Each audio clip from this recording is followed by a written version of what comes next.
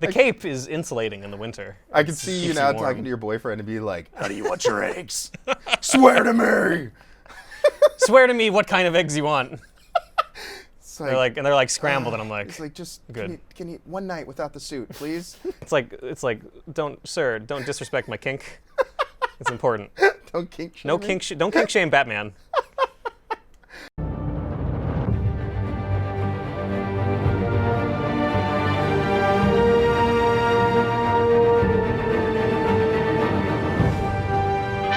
And do you remember at least what their names are? I want to say Vlad Rimberg, and the other guy's name is Manny, and I can't remember what his last name is. Gotcha. But they have a stunt thing down in L. They have a stunt group down in LA, and they always do different actors and stuff. And yeah, we employ them for the big boss fights of the episodes. Yeah. We just still do a lot of the acting ourselves, and we have to invent the more fantastical stuff. Yeah. Like they did not. They actually they did throw an actor into a wall of cardboard boxes for that bit.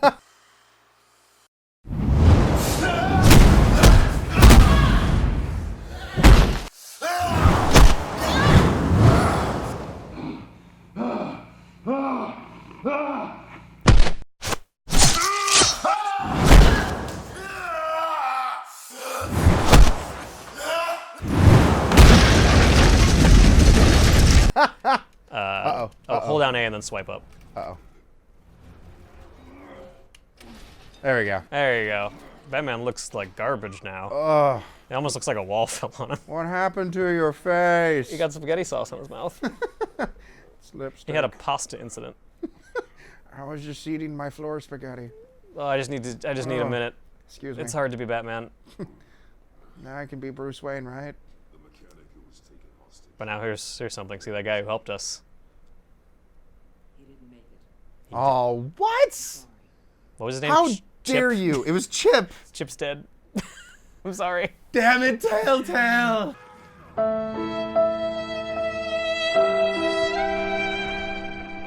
Now aren't you even more fired up to get revenge on Bane? What that monster? I'm just sad. Oh. Do I have an option to send, I don't know, I'm sure his wife and 5 kids, Oh, chocolates you're inventing a and- very sympathetic backstory and- for Chip. You don't know.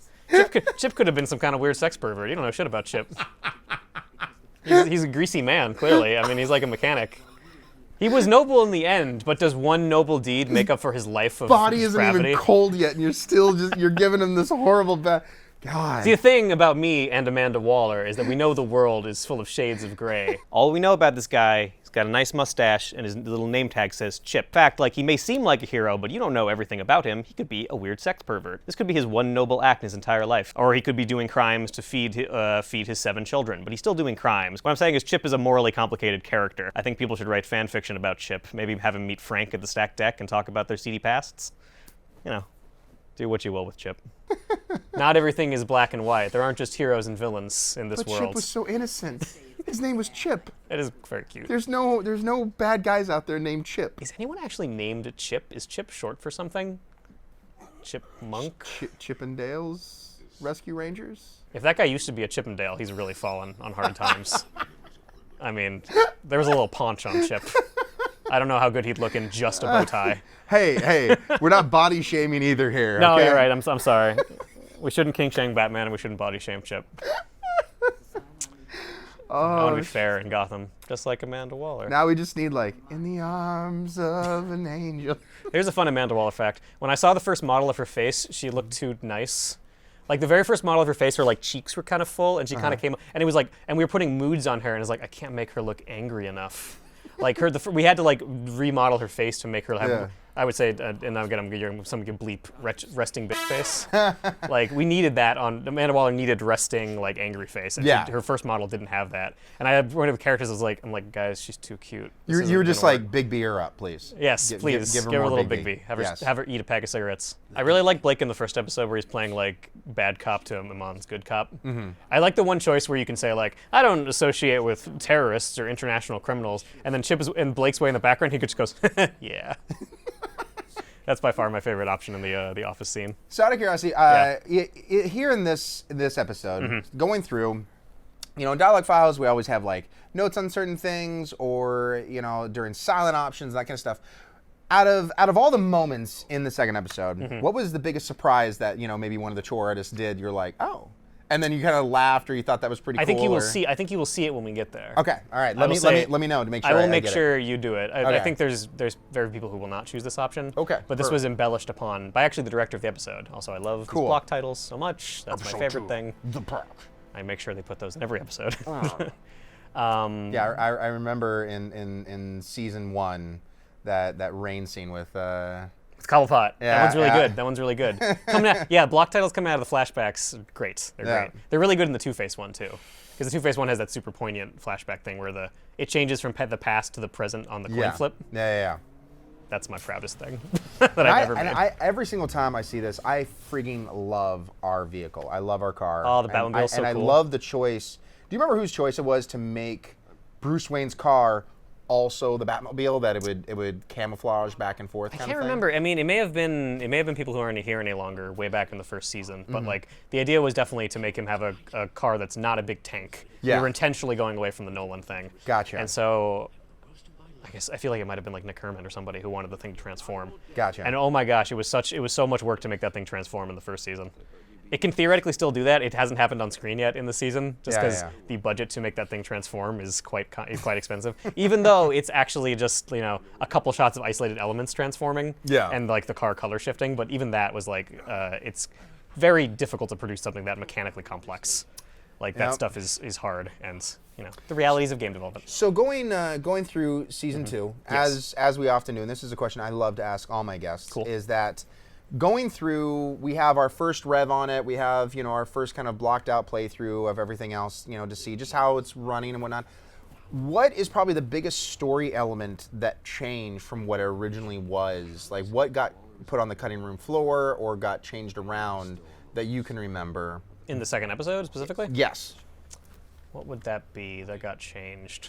I feel like we've known for quite a long time what this episode was going to be. Nothing like in first playable that, I mean, there's a story thing that we ended up kind of shifting details around. It was probably getting more Waller more involved. I mean, this episode has the whole concept of Bruce, it's minor spoilers, Bruce infiltrates the Supervillain League. Like that's what happens in this episode. And to make sure that premise was viable, there's like there was a bunch of work that had to be done to make sure that didn't seem seemed like the only possible plan you could do to counteract these villains. Yeah. Because so Bruce is incredibly injured. There's a bunch of advice and pressure from Waller, who knows your identity and stuff, to make it seem like it's the right idea to infiltrate the league. And it's they're too big for Batman to just go start punching. Yeah. And trying to sell that concept. It took a lot of revs and a lot of almost overselling it to make sure that it felt believable. Wait, punching doesn't solve everything? Not everything. Gosh, you saw how punching worked on Bane, how well. You were the one that was punched. It was I all along. I attempted to punch, but then punch came at me, and that was just flabbergasting. In Gotham, punch punches you. Master Bruce, I think in the future you should not get punched and punch them. Thank you, Alfred. And Alfred is tweeting this as hashtag pro tips. Also, shirtless Bruce, much improved this season. Of course. He looked nice in the first season. And this season, now he's he fucking looks nice. It's beautiful. It's good work. Now, as you can see, someone sculpted the pecs with care. We're missing the piece of the ear, and Alfred is not wearing an eye patch. So we're playing in a timeline where we did reveal ourselves to Lady Arkham at the end of the first season. Yeah. Which I think is how I think that choice ended up being pretty close, but I think it was weighted in the stats in the end. More people revealed that they were Bruce. Yeah. Which is gratifying to us because I remember we were always concerned about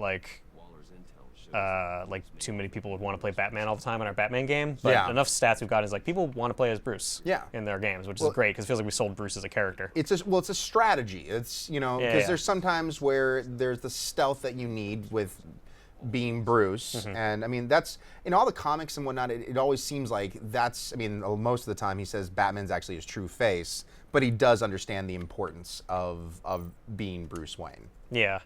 And I think we went pretty well in the first season to prove that he's basically both people. Yeah. You get to choose back and forth a lot, but ultimately it's kind of no matter which one you are, you're still that same person. There's definitely more of a balance than typically what is seen in the comics and that kind of stuff, to be sure. Right. And I wonder in that first one that we clicked on, I wonder who made all that ice. Who covered everything in ice? It's a mystery. Currently right now, Kent's Ken is a very requested man. He is hard at there work. are things happening. We're trying. Right now, I believe they're trying to ship the mobile version of 201 is what's happening. Cool. And then currently also, what are you in the works of working on right now? I am working on the rest of the season. So episodes 3, 4, and 5 are all being worked on at the same time. I'm going to be directing 5 eventually. Okay. So I'm involved really directly in the story of that one. I'm kind of like helping out where I can in the other episodes. Yeah. And I do all the big action scenes. I design all the action scenes for pretty much the whole series. So I recently finished doing that for episode 3, and I'm going to be working on the ones for episode 4. We just got the stunt video for episode 4. That's awesome. It's the sickest shit I've ever seen in my entire life. Wait till episode 4, you guys. So what you're telling me is that like you have all the time in the world. So yeah, I'm not at all busy. You should be sipping Mai Tais, on a beach somewhere. Yeah, this is far. Totally. We had to schedule this fun. That's the only way I'm allowed to have it. Scheduled fun. Everyone wants Everyone to start loves adulting. scheduled fun. Who here wants to be an adult? God, yeah. Scheduled fun is just the best. It's so good. So good. You can't get it in any way otherwise. Just pull your cell phone and be like, oh, for 2 hours I can have fun today. So amazing. Honestly, unless I block the fun out on my calendar, someone will block a meeting over it or something, and then that's what I'll be doing instead. Or somebody will be like, do you really need to have this fun right now? Right. You should be doing something else. Surely there's something else you could be doing. And the answer is there could be something else I'd be doing. I have found in this process you got to make sure that you find time to not be doing this job, because it is all consuming. Work-life balance. Yeah, is and very I important. gotta try to not take all my Batman thoughts home with me all the time because there's so many of them. I think the biggest thing is, especially for creative types, you know, artistic and all that kind of stuff, is because we're passionate about what we do, we enjoy doing what we do. Right.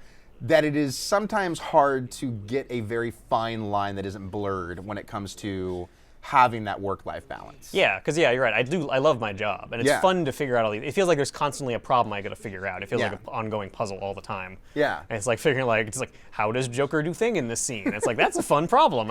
I'm honored to have that problem as my profession, but because I enjoy it so much, it's gotta make sure I'm not doing it all the time and actually continuing to have a life outside of this. I totally agree with that. Hey, this is fun to see. You should see this.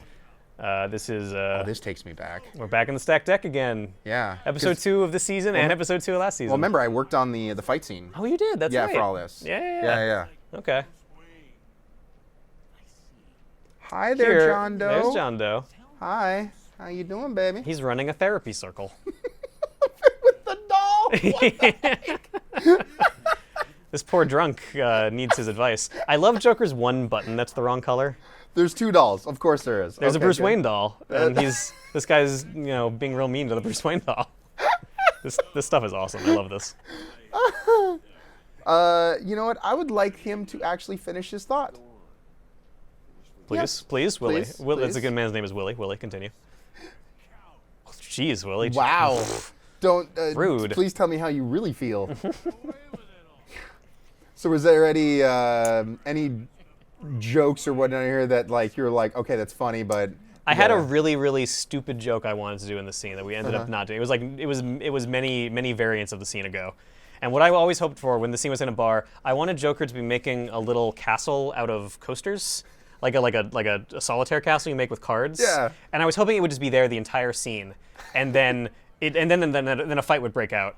And the things still wouldn't get disturbed at all. And after you've beaten everybody to the ground, you and Joker are like, okay, we got to get out of here. And you're about to leave, and the Joker says hey, one more thing, and you come back to a shot of the card table, and it's just silent. And the Joker just comes and just knocks it all over. And he goes all right, let's go. Oh man, that I really wanted to. hilarious. The scene ended up changing to a thing where that couldn't have worked that way, but that was my super dumb joke that I wanted to do. I feel like people would have lost their minds. That would have been hilarious. Yeah, the therapy circle thing is funny. I have an even stupider brand of comedy that I try to get into my things. And see, this is why we love Ken. Yeah. Oh, he put the tracker on him. Rude. In my defense, No, I would have put the tracker on him because it's funnier that way. I'm just gonna apologize. I'm gonna own it. This was actually it was Anthony and Gruber. I'm passing the buck. He made you put the tracker on him. Yes. Did you play when you played the episode with him? Yeah. Oh man. Shit. Yeah. He was our guest for the first Right. episode. I remember seeing that video. Yeah. Now that I remember. I like putting the tracking device on Joker just because I really like the shots when he's leaving with it on his collar. I just like that stuff. He's kind of stalkery, but I understand. Thanks, John. I'm glad you understand. Well, there's definitely a bromance going on here. Oh, and, it's strong. And oh my gosh, Anthony was all about it. He was like, oh my God. His comments are all over Tumblr. They're everywhere. He loves the bromance. And people people want to be close to Joker in unspeakable ways.